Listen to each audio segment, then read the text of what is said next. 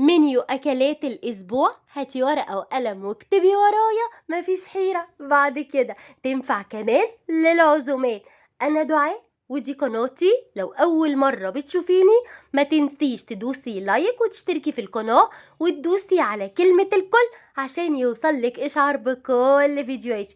يلا بينا كده يا أمارات، شوفي الأفكار ويا ريت ولو فكرة واحدة بس فادتك فما تنسينيش في اللايك. الأكلة الجميلة دي تنفع عزومات، انا عاملاها كلها في البيت، تحس انها اكلة مطاعم من شكلها وترتيبها، وكمان السفرة الرمضانية دي تحسي بجد ان انت جايباها كده من المطعم. اهم حاجة تهتمي اذا كان بغسيل الكابوريا، وكمان تطلعي منها الزفارة، تغسلي السمك كويس قوي، التتبيلة بتاعته تبقى تتبيلة بصي حلوة قوي. كمان الرز الصيادية بتكاته بحركاته، والطحينه بتاعتنا القمر والسر اللي هي تبقى تخينه معاكي، والسلطه بتاعتنا والسينا كولا او اي نوع مشروب بتشربيه. ابتدي كده قدمي الحاجه حبه خضره على السمك، ودي اول فكره معانا. بجد السمك من الاكلات حلوه جدا. لو انت بتعشقي بقى السمك وبتحبيه كده زي حالاتي، اديني بقى لايك وقوليلي انا بعشق السمك يا دودو.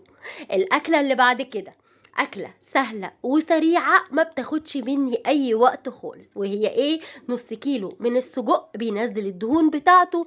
يعني مش بقليه في الزيت وما بحطلوش أي توابل، لأن هو أصلا بيبقى فيه التوابل بتاعته أكتر من إن أنا بس أحطه كده في مية مغلية وأطلعه علشان يمسك معايا، وابتدي في حلة أنزل السجق وهو يحمر نفسه بالدهون وما أحطش عليه أي توابل، وبيستوي بيبقى شكله حلو جدا.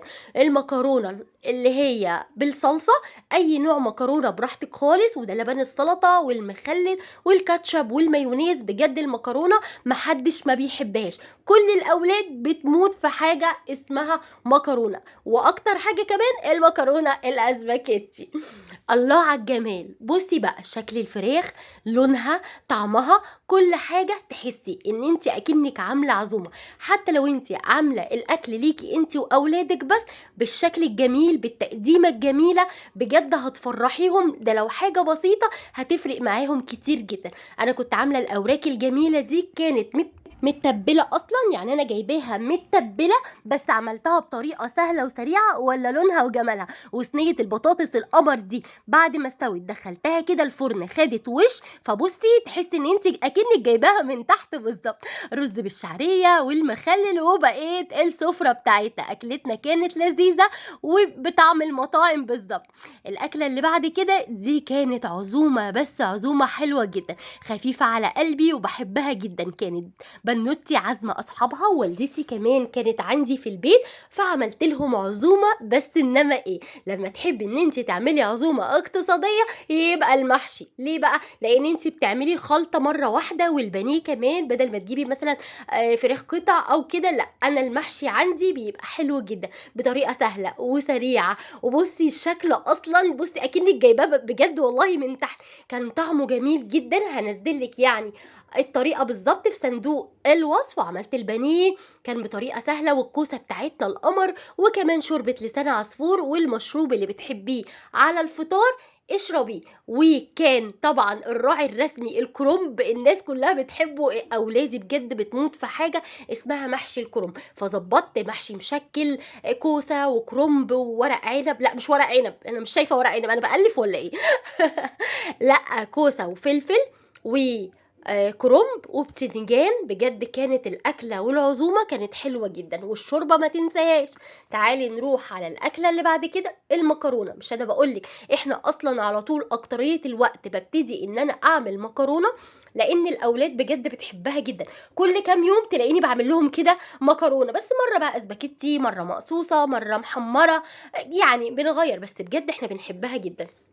عملت لهم بقى ايه، كان عندي فرخه يتيمه في التلاجة، طلعتها كده عملتها وحمرتها في البقسماط المطحون اكنها يعني كنتاكي، بتبقى مقرمشه وطعمها حلو. كاتشب ومايونيز، مكرونه اسباجيتي بالصلصه، والمشروبات بتاعتنا اللي انت بتحبيها. وكانت الاكله جميله جدا ولذيذه، والمخلل. وخلاص على كده تقدري بقى تستبدلي الفراخ مثلا بطبق بطاطس محمره او اي حاجه براحتك خالص. بس المكرونة من الحاجات المحببة جدًا للأولاد، قولي لي بقى أنتِ بتحبي المكرونة زينا والّا مش بتحبي المكرونة؟ ولو أنتِ عايزة تعملي أكلة سهلة وسريعة يا ترى بتعملي إيه؟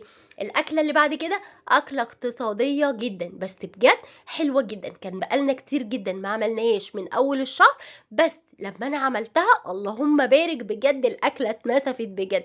الكشري المصري، بجد الكشري لمّا بتقعدي مثلًا فترة ما تعمليهوش وتبتدي تعمليه بتحسي إن هو ليه وحشة، وبعدين أمّا أنتِ بقى تبتدي بقى تضبّطي الكشري بتاعِك ويبقى سُخن كده والرز مفلفل والمكرونة، وعملتِ لهم كمان دقة والصلصة بقى كان واحدة بالشطة وواحدة من غير شطة، عشان الأولاد ما يتقّلوش في الشطة أوي، فاهماني؟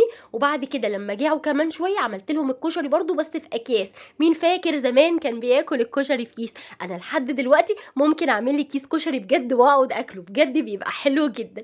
يالّا بينا نروح على الأكلة اللي بعد كده، التوفير بدون حرمان. يعني إيه يا دودو؟ مش بكمية الفراخ إنِّك تعملي كتير، ممكن تعملي قطعتين كده وتقطّعيهم وخلاص على كده زي ما أنا عاملة وركين، هاقطّع الواحد 2 وحلو أوي، أوي على كده، بجد مش بكمية الحاجة، مش بكترها، أهم حاجة تبقي راضية، أهم حاجة تبقي مقتنعة، مبسوطة، فرحانة، وعملت طبقين ملوخية والسبانخ بتاعتنا والمخلل والمشروب برضه اللي أنتِ تحبيه واللي أنتِ يبقى خفيف على قلبِك كده، أهم حاجة تهتمي بنفسِك، أهم حاجة تبقي مبسوطة، خدي طاقة إيجابية، ابعدي عن الطاقة السلبية، ابعدي عن المشاكل، عارفة حتى لو أنتِ جبتِ في التلفزيون مثلًا أي حاجة فيها مشاكل أو أخبار ابعدي عنها، ليه أجيب حاجة أقعد أتفرّج عليها أو نكد لأ، أنا أجيب حاجة كده تفرفشني، أجيب حاجة كده تبسطني، الواحد مش واخد من الدنيا حاجة، يعني لا تنكدي على نفسِك ولا أي حاجة، فرّحي نفسِك بأي حاجة حتى ولو توكة، حتى لو بشميز،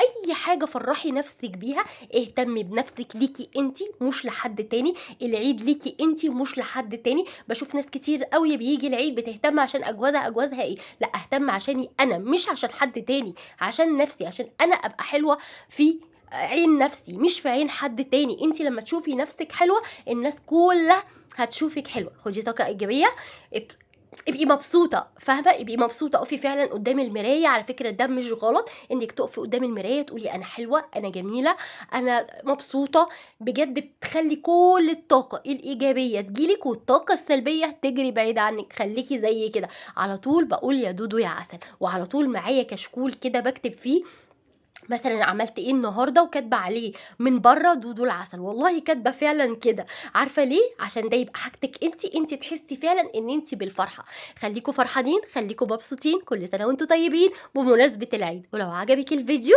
وعجبتِك القناة ما تنسينيش في اللايك والاشتراك وتفعيل الجرس عشان يوصل لِك إشعار بكل فيديوهاتي، وقولي لي بقى عملتِ أكل إيه النهارده أو هتعملي بكرة أكل إيه، خلّونا كده ناخد أفكار من بعض، يعني نغش زي ما بيقولوا. ويالّا بقى أسيبكم في حفظ الله، باي باي يا أحلى أمارات في الدنيا كلها، مع السلامة.